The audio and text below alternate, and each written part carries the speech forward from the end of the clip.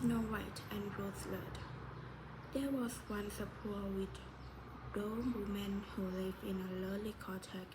In front of the cottage was a garden where stood two rose trees, one of which had white roses and the other red rose. She had two children who were like the two rose trees, and one was called Snow White and the other Rose Red. They were good, happy, busy, and cheerful children. They were often alone in the forest and gathered berries, and no animals hurt them. Because they were so kind, the little hare would eat a cabbage leaf out of their hands. The roe grated by their side, and the stag lived merrily by them. Snow White and Rose Red kept their mother's little cottage so neat that it was a pleasure to look inside. In the summer, Rose Red took care of the house. In the winter, Snow White did she the fire and hung the kettle on the hob. In the evening, when the snowflake fell, the mother said, "Go, Snow White, lock the door," and then they sat around the fireplace, and the mother took her glasses and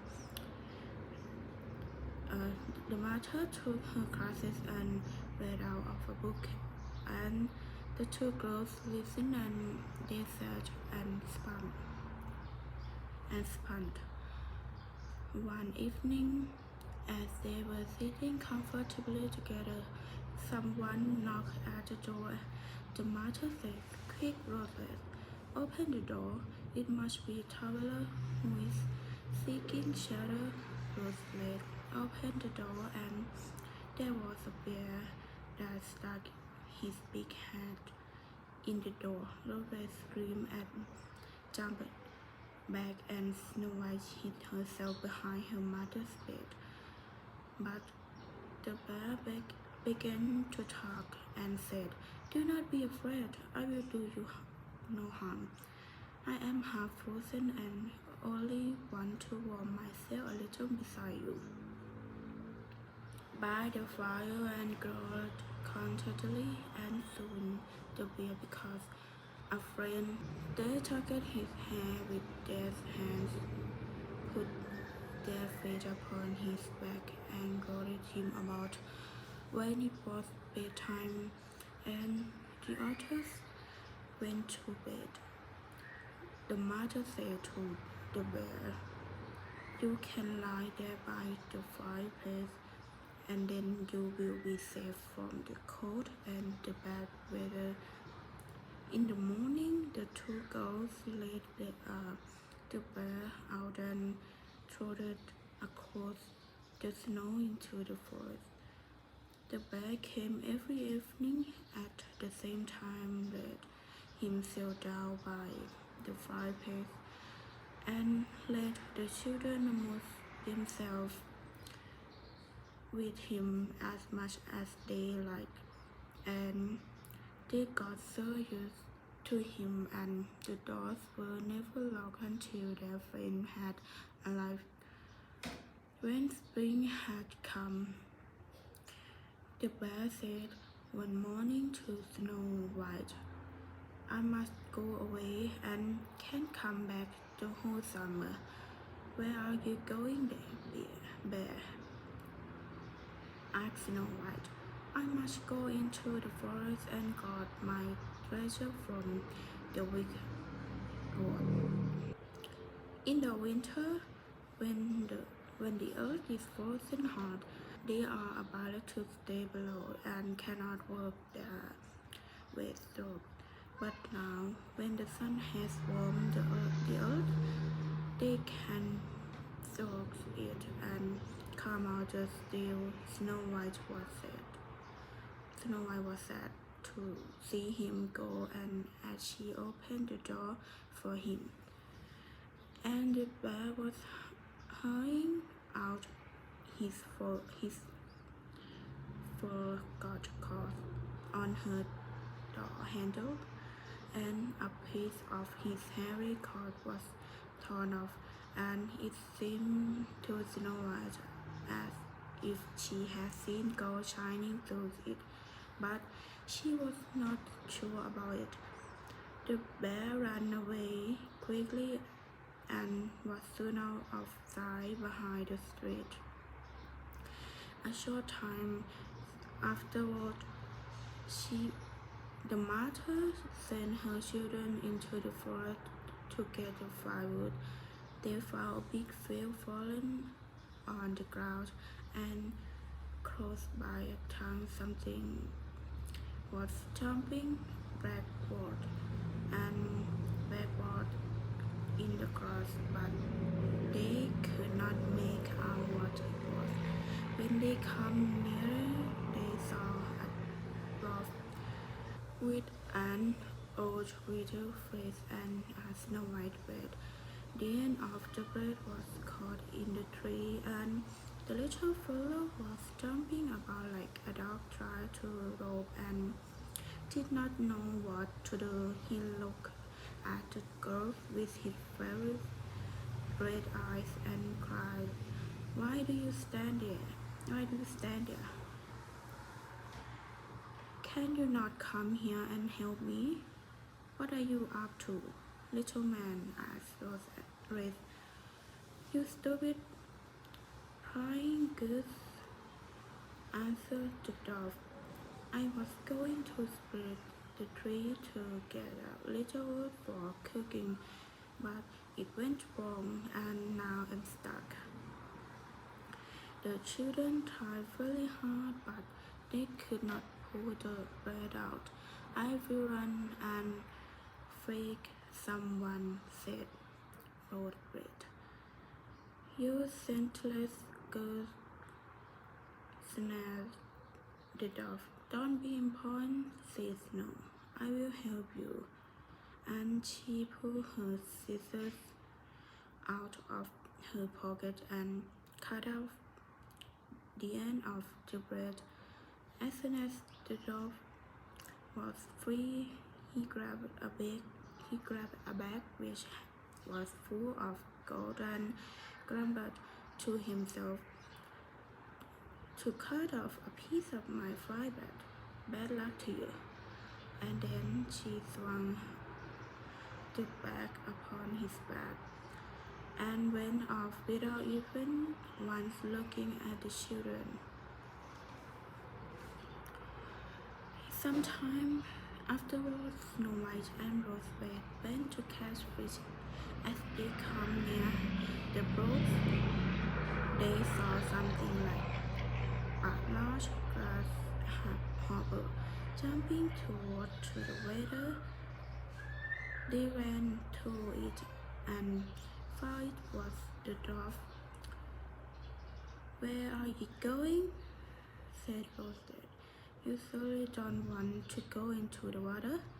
"I am not such a fool," cried the dove. "Don't you see that the fish wants to pull me in?" The little man had been sitting there fishing, and unluckily the wind had tangled up his breath with the fishing line. A moment later, a big fish made a bite. The fish kept the upper hand and pulled the dove toward him.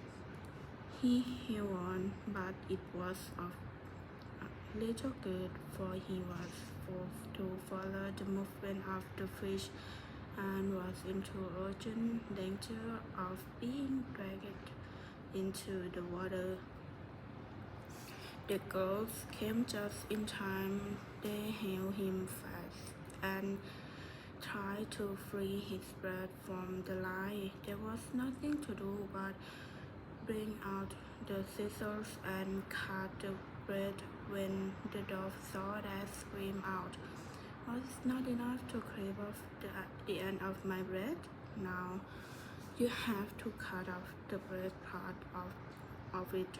Then he took out a sack of pears which lay in the grass, and without another word he dragged it away and disappeared behind a stone. It happened that soon after the mother sent the two children to the town, they noticed a large bird now floating in the air, flying slowly around and round above them. It sank lower and lower, and at, at last settled near a rock not far away. Immediately, they, they had a loud cry. They saw with horror that the angel had sit there or acquaintance the dove was doing to carry him off. The children gathered the little man tightly and pulled against the angel so long that it let go. As soon as the dove had recovered from his first fright, he cried with his shrill voice, "Could you not have done it more carefully? You dragged at my brown coat so that it is all torn and full of holes. You clumsy creatures." Then he took up a sack full of precious stones and slipped away again under the rock into his hole. The girls, who by this time were used to his ingratitude, went on their way and did their business in town. On their way back home, they came across the dwarf again, who had laid out all these precious stones.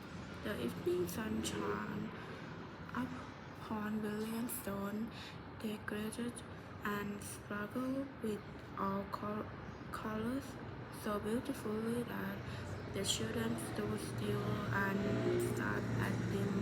"Why do you stand grabbing there?" cried the dog, and his face became red with wrath. He was still cursing when a loud growling was here, and he was a loud growling was heard, and a bear came trotting toward them out of the forest. The dwarf sprang up in a fright, but he could not reach his cave, for the bear was already close. Then he cried them, "Mr. Bear, spare me, I will give you all my treasures. Look, the beautiful jewels.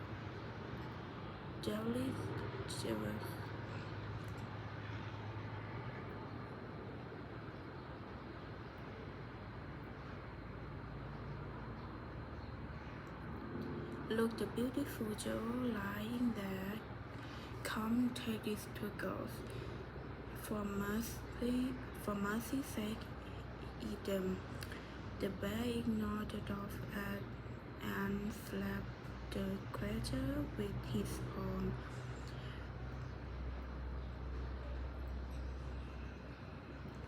Tide of flowed through the air and was never seen again.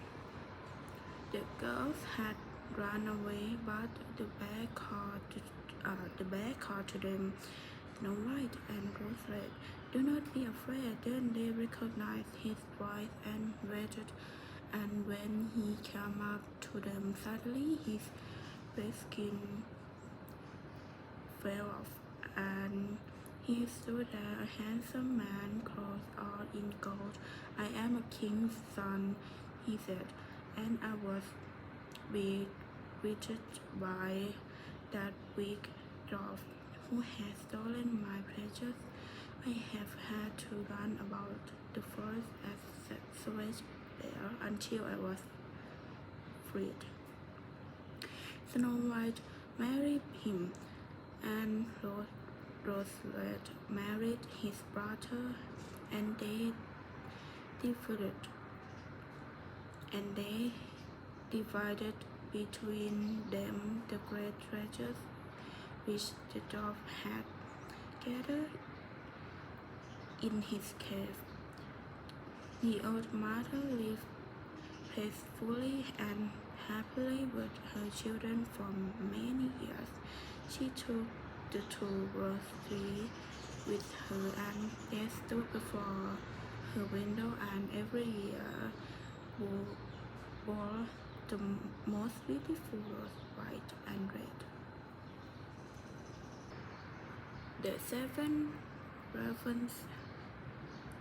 There was once a man who had 7 sons and last. He also had one daughter. Although the little girl was very pretty, she was so weak and small that they thought she would not live. The parents quickly wanted to question her, so the father sent one of his sons to haste to the spring to get some water, but the other 6 went with him, each one to be forced and drawing the water, and so they were in such a hurry that all the pitcher fall into the well, and they stood very foolishly looking at one another and didn't know what to do. They didn't dare to go home. In the meantime, the father was growing old and could not tell what made the young man stay out so long. Surely, he said, they are playing games and forget about this taste. And then he had waited a bit more and still did not come. He flew into a rag and wished them all turned into ravens.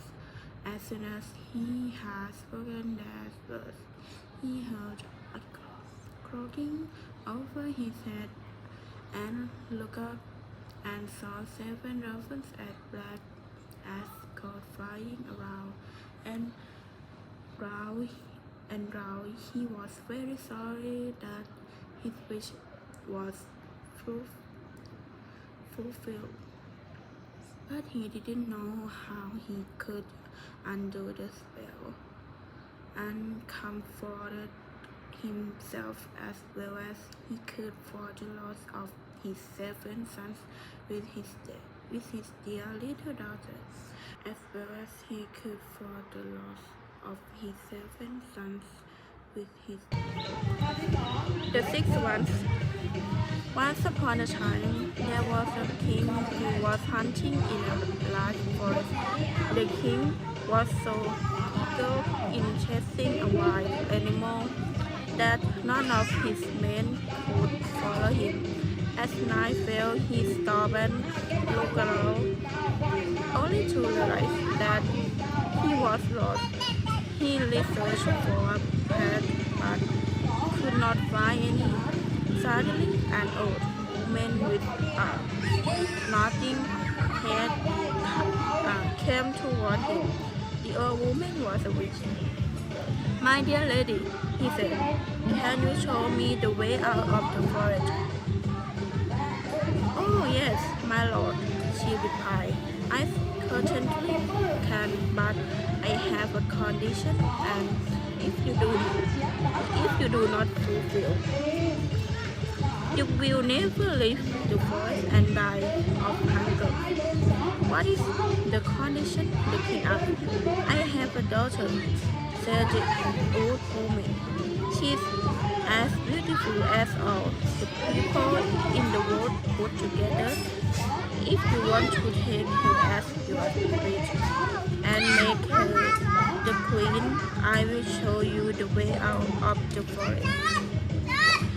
The king agreed to the difficult situation he was in, the old woman led him into her cottage, where her daughter sat by the fire. She received the king as if she had been expecting him, and although he saw that she was very beautiful, he did not like her. He could not look at her without feeling an inner shudder. Nonetheless, he put the girl on his horse. He put the girl on his horse and he put the girl on his house.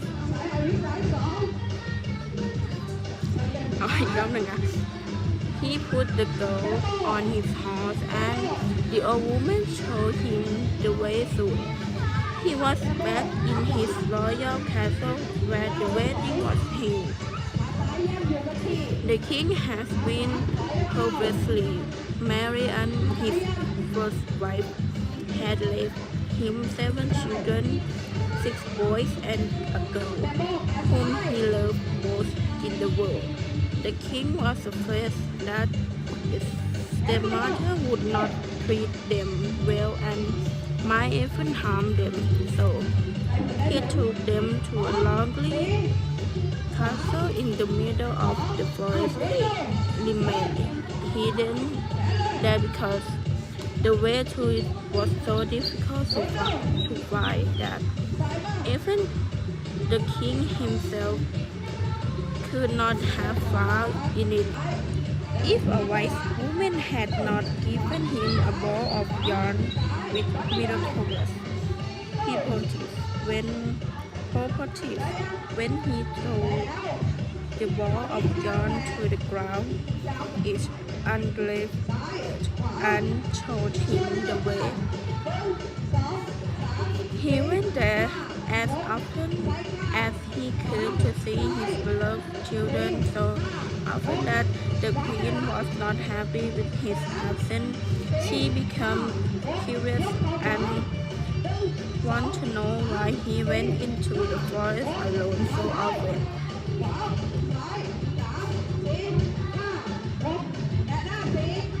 She bribed his servants with a lot of money, and they showed her the secret and told her about the ball of yarn that could guide her to the children.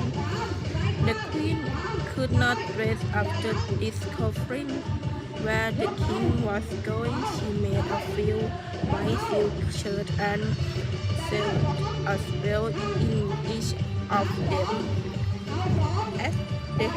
as she had learned from the witchcraft of her mother. One day, when the king had gone hunting, she took the shirt and went into the forest. The ball of yarn guided her. The children who saw someone in the distance thought it was their dear brother who had come to visit them and jump up with joy to meet him.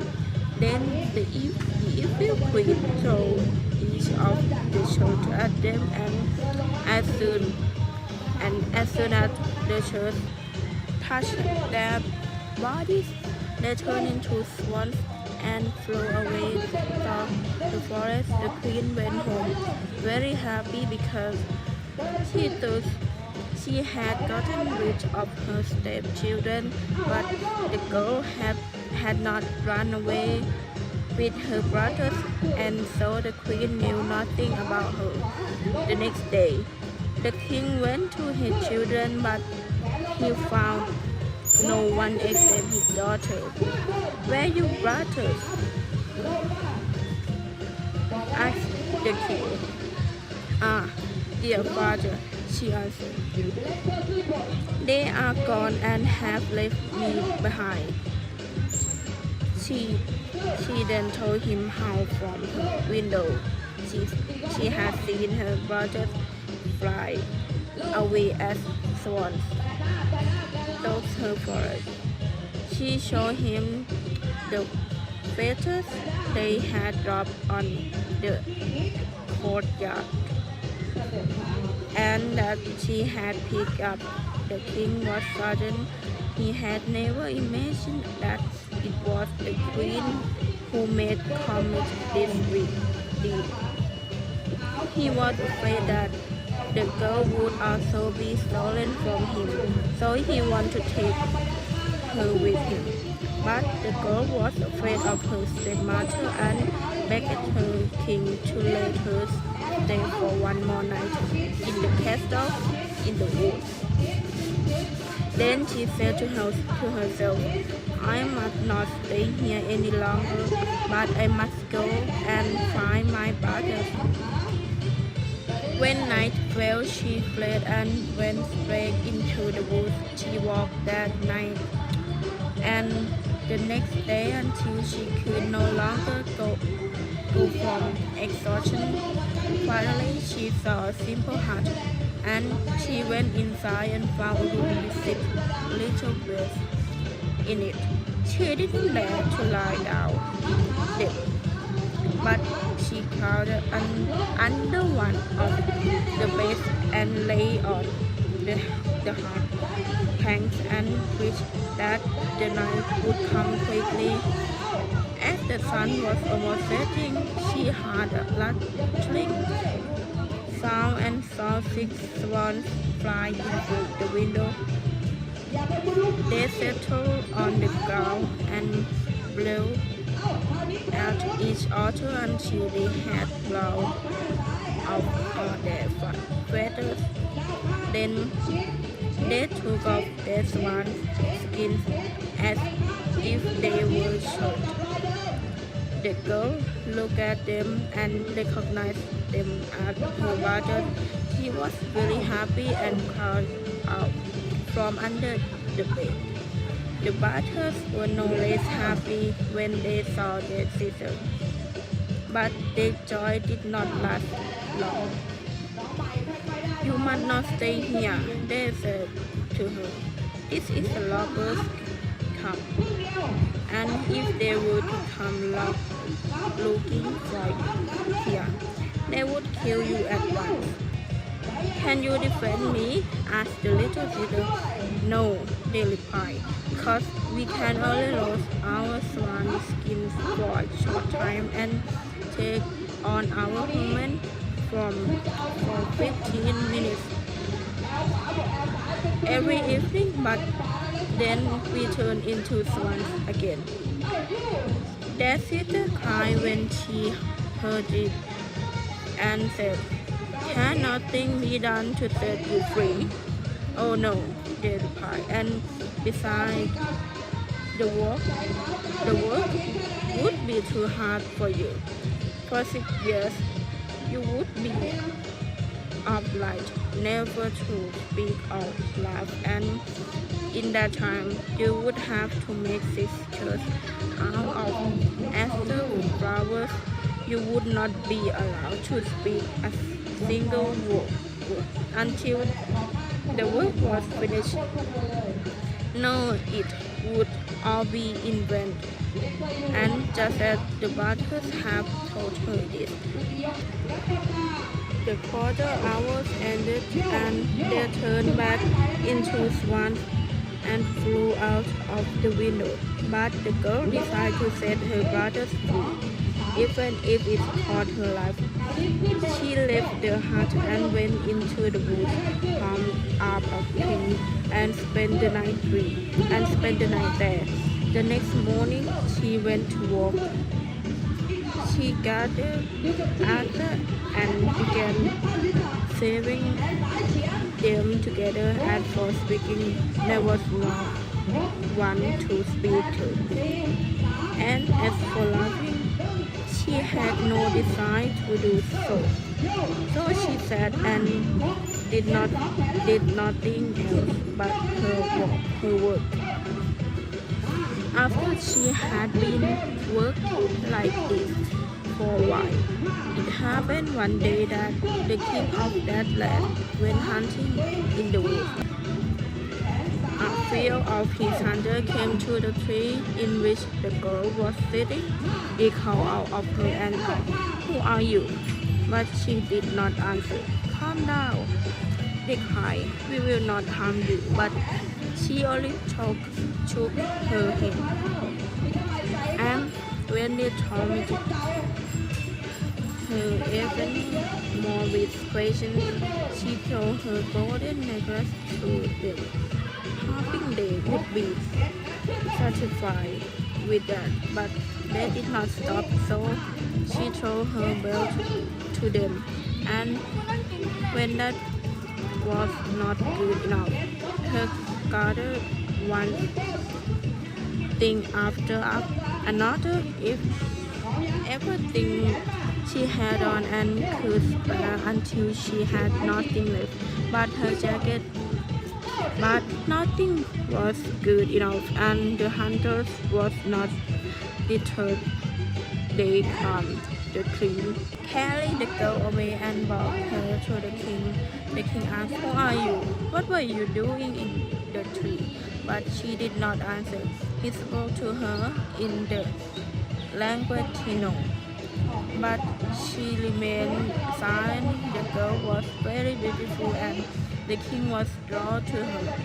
He even felt a great love for her within his heart.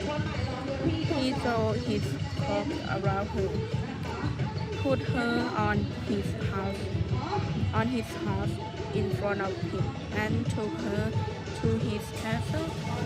Then he had her put on beautiful clothes, and her beauty shone as bright as the morning. But she would not speak word.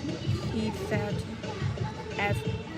her at his side at the table, and her modesty and very demeanor pleased him so much that he said, "I choose this girl as my wife, and no other girls in the whole world." And after a few days, they were married. But the king had a weak mother who was dissatisfied with the marriage and spoke ill of the young queen. "Who knows where that servant girl comes from?" she said. "She can't even speak a word. She's not worthy of being the queen." After a year had passed, and the queen gave birth to her first child, the old woman took it away and smeared some blood around the queen's mouth while she was asleep. Then she went to the king and declared that his wife was a cannibal. The king did not want to believe such a thing and ordered that no one should harm her. Meanwhile, the queen quietly continued serving the church and cared for nothing else. The next time a beautiful boy was born, the evil stepmother used the same trick, but the king did not believe her words, for he said, "She is too tender and too good to do such a thing, and if she could speak and defend herself, her innocence would be as clear as the dawn." When the old woman saw a newborn child for a third time and accused the queen, who could say nothing in her defense, the king had no choice but to bring the queen to trial. She was sentenced to suffer. She would be killed by fire.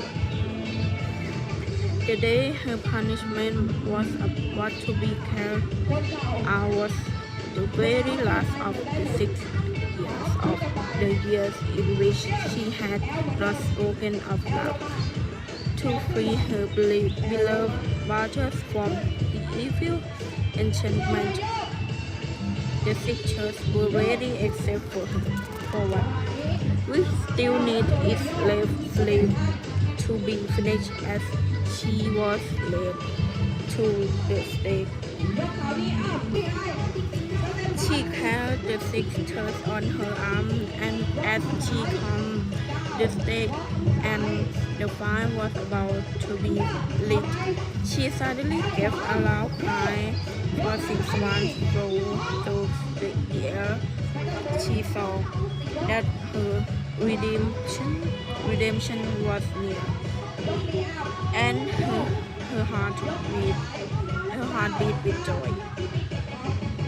The swans come close to her with flapping wings and bent around her so that he could throw the shirts over them. When that was done, the swan skins fell off them, and her brothers stood completely safe and sound in their own bodies before her. But one should have no left sleep, and so the younger daughter had swan wing instead of a leg. They hugged and kissed each other, and the queen went to the king, who looked on in amazement. She began to speak to him. My dear husband, now I can finally dare to speak and tell you that I am innocent and falsely accused. She told him about the treachery of the stepmother who had taken away and eaten the 3 children, and she was reconciled with the king with great joy instead of the queen. The wicked stepmother was now tied to the stake on the tree and burned to ash. And the king and queen lived for many years together with the 6 brothers in peace and joy. White door. A long time ago, there lived a loyal couple who wished for a child, but it seemed impossible. The queen sat by the fountain, pondering about how it would be to have a daughter. Suddenly, a crab appeared and said, "Your Majesty, if you wish, I can take you to the palace of the fairies, where your wish will be granted." The queen followed the crab and arrived at a beautiful fairy castle. The fairies told her that she would have a daughter named Desiree Startree. After a baby princess was born, the queen called upon the fairies and thanked them 1,000 times until the door opened and the crab appeared. "Ungrateful queen," cried the crab, "you name no effort to inform me, the fountain fairy, about the birth of your child. For your ingratitude, she shall not see the daylight until her 15th year. The slight ray of sunlight will cost her life."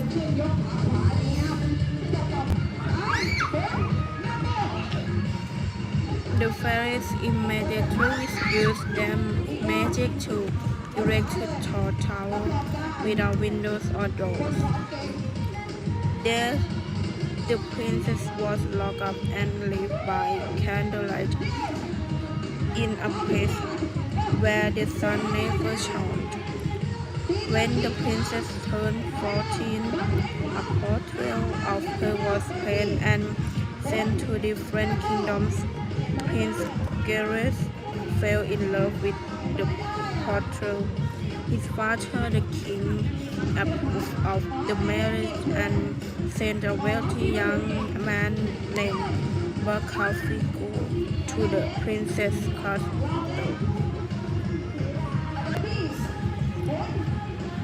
Barkilphedro was a good friend of Rory and both give an portrait of Goris to the puzzle. Desire's parents were thrilled about her planned wedding but asked the prince to wait them months until she turned 15. Gary was disappointed that the princess did not come with Barkilphedro. He couldn't eat or sleep and became dangerously ill. The series had two big dramas, Geoffrey and Longue-Epine.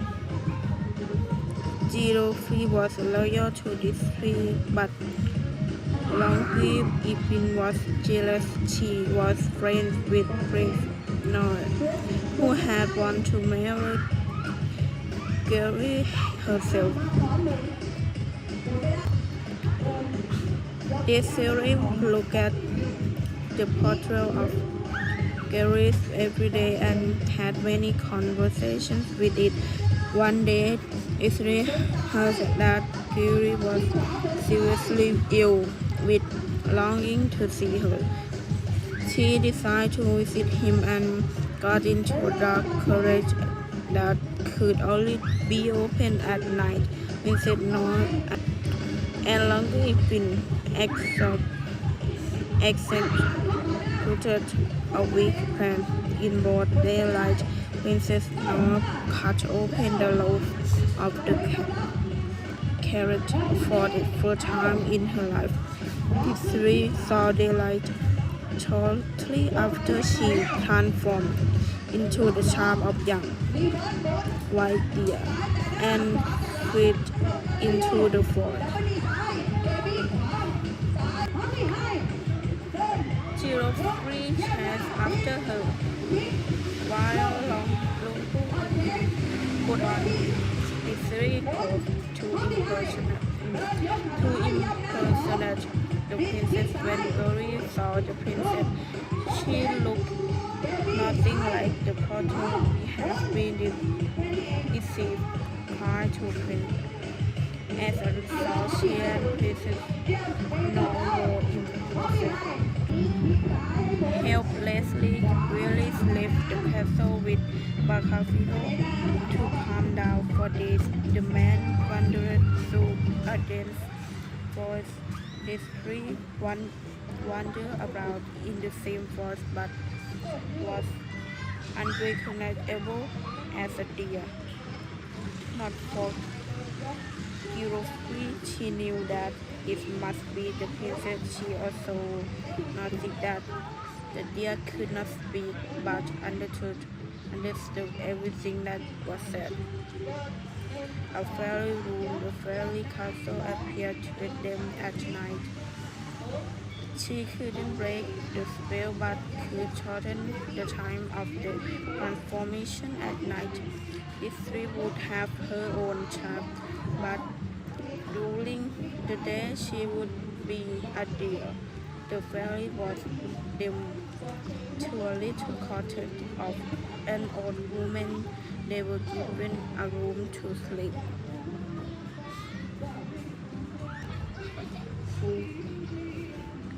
Gary and Barkilphedro also knocked on the same cottage door.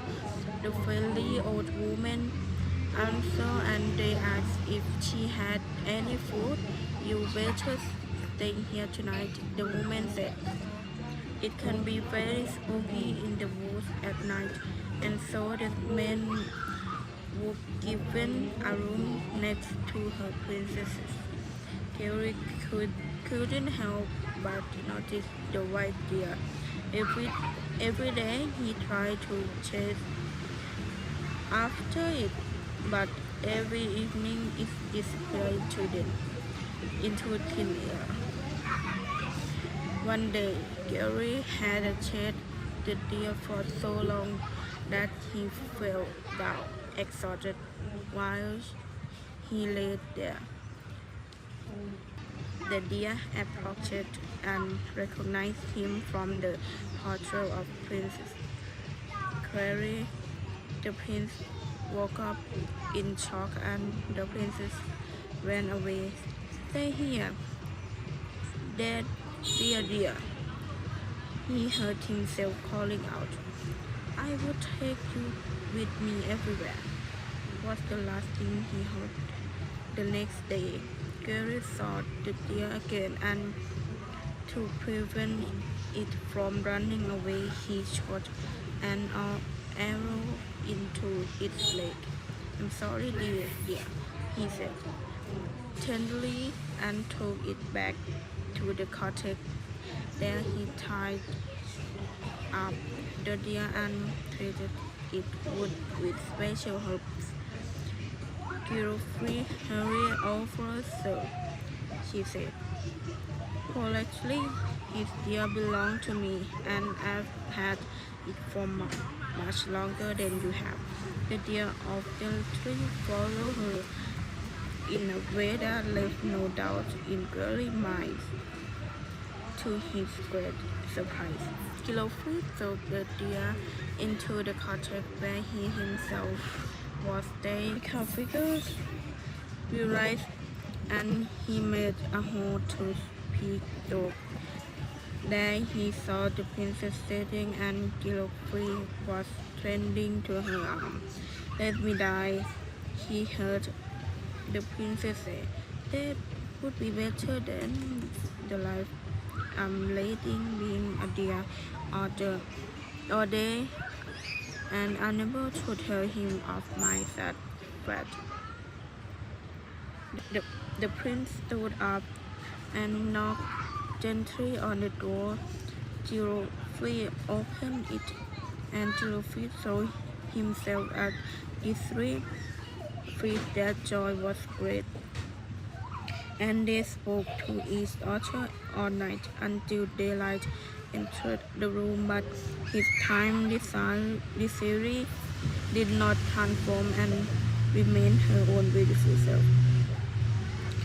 The marriage of Prince Gary and Desiree was celebrated together with the marriage of Bakalfika and Guilt-free at Desiree and request Prince Nor and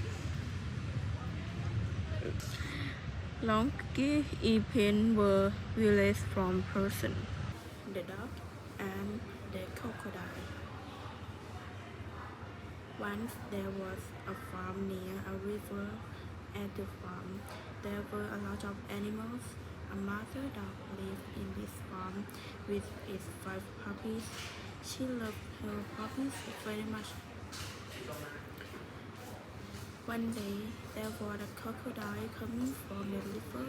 It ate a puppy and went back to the river. The mother dog was very sad, and she was sure that the crocodile would come to eat her puppies again.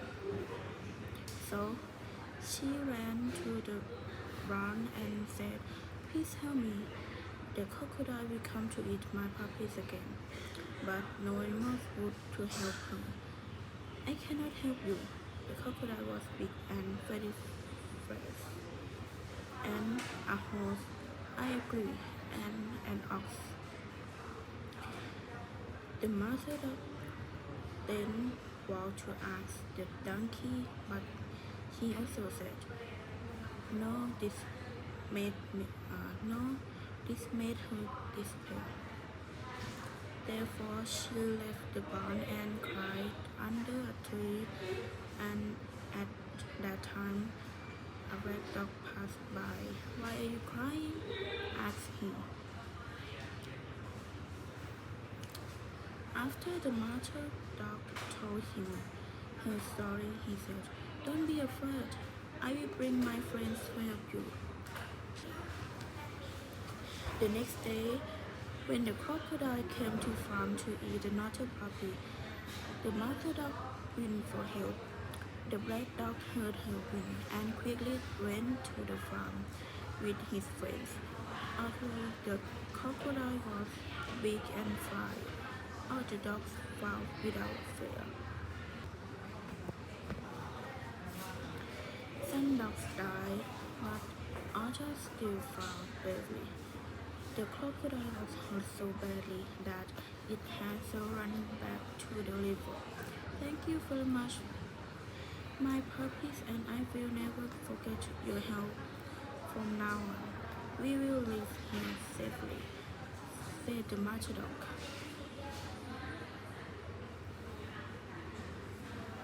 Friend in need is a friend indeed.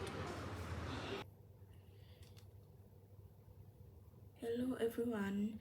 Today I'm gonna talk about 7 ways to quickly improve your English language skills by Rola Kebelka.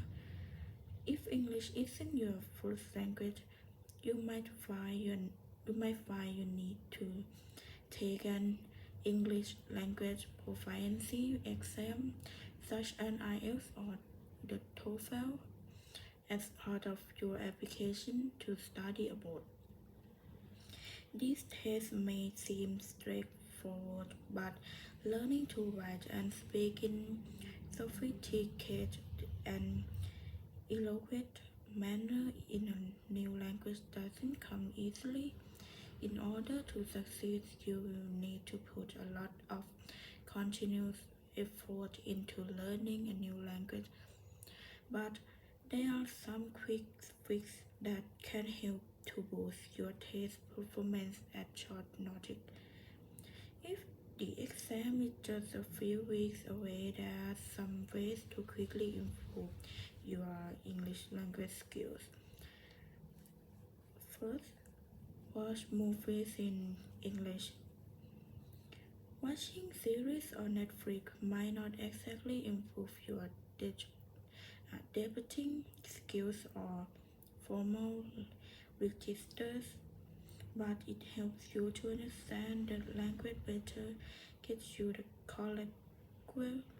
uh, colloquial conversational from of English and implicitly get a feeling for the language. Also, you could try to pick out words that sound highly informal and look up their more scholarly counterpart.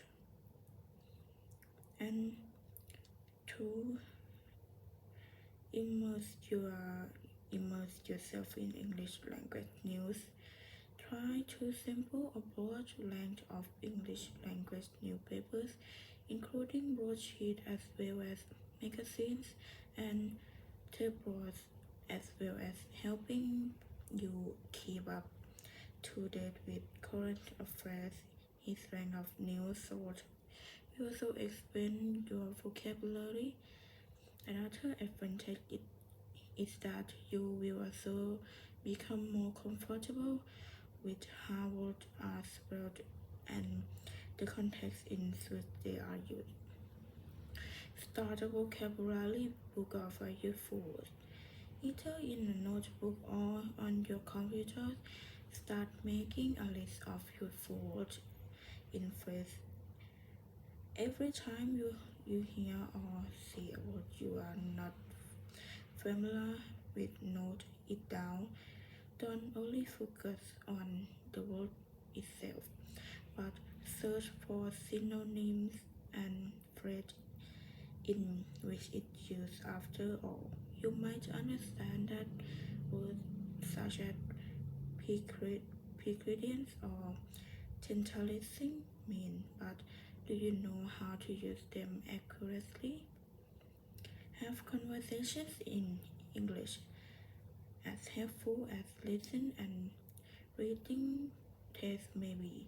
You also need to use English interactively and practice your own speaking skills. If you are lucky, you will be friends with a few native speakers who can help you out. But if you're not, then try to meet up with someone else studying English.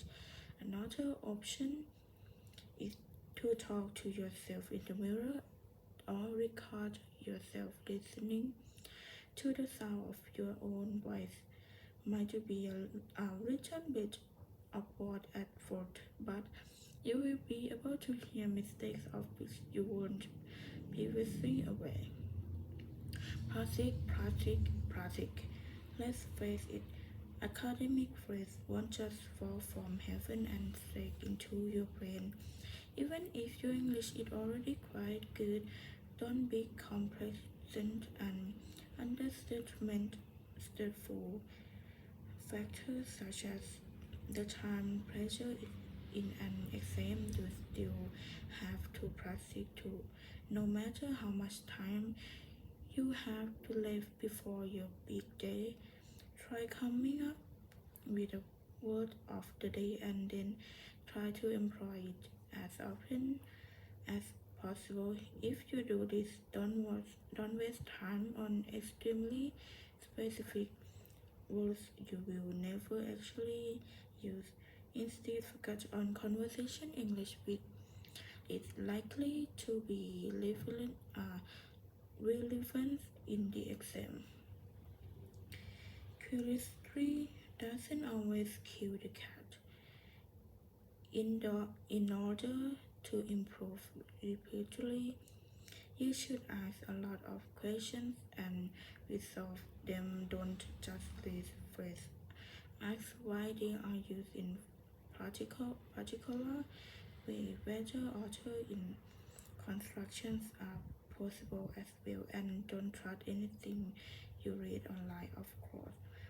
It is tempting to be content with the first answer that popped up on Google, but you will find more rewards if you show a bit of curiosity. Don't forget to have fun while you learn.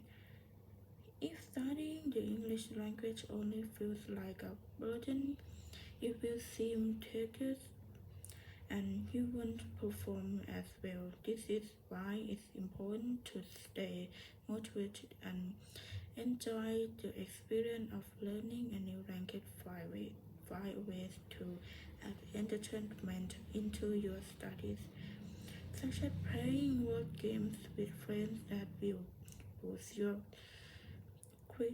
critical thinking skills. Thank you.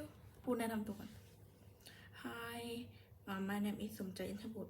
My nickname is Ploy, and now I'm 20 years old, and I'm almost 21 in uh, four months. Yes, and my favorite color is pink, black, and white. And when I feel time, I like to go to the gym, go to shopping, and watching movie, listen to music, and like take a rest anyway. And okay, and next I will talk about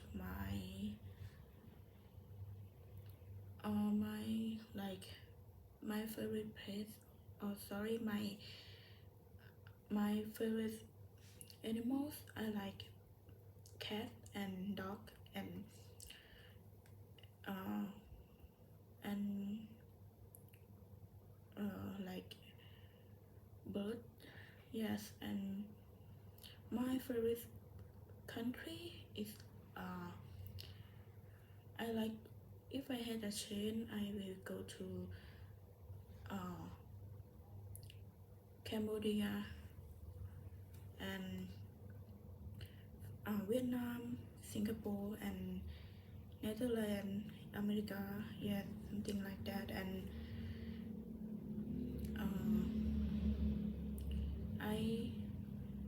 I have my favorite food is noodles, and it's like tom yum noodles. And when I order, I will order with like tom yum noodle with no spicy. Yes, but I like the taste of tom yum, but I don't like spicy. Yes, and thank you for attention and for listening to me. thank you ขอบคุณค่ะ